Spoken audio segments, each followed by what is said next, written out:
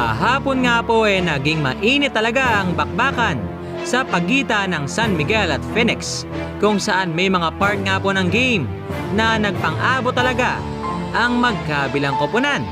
Pero may isang parte nga po ng laro na hindi naman totally nanahawakan.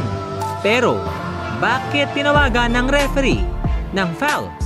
Kaya naman sa ating video mga kabiboy ay atin nga pong pag-uusapan yan. Pero kung bago ka pa lang sa aking channel ay huwag mong kalimutang mag-subscribe.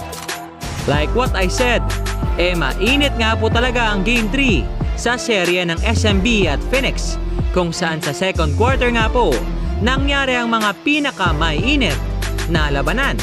At pawang una nga po dyan ay itong paghataw ni Dave Marcelo sa leeg ni Christian Stan Hardinger. And the next one ay itong pagpatid nga raw ni Calvin Abueva kay Christian na nagresulta nga po ng flagrant foul para kay Calvin. Pero binawi nga rin ng mga referee dahil nalaman nga nila na no contact nga ang nangyari, kung saan si Hardinger nga lang po ang mismong nakapatid sa kanyang sarili. Pero sa isang interview nga po naninindigan pa rin itong si Christian na may contact talaga na nangyari sa kanilang dalawa, kaya nga po napatid daw siya.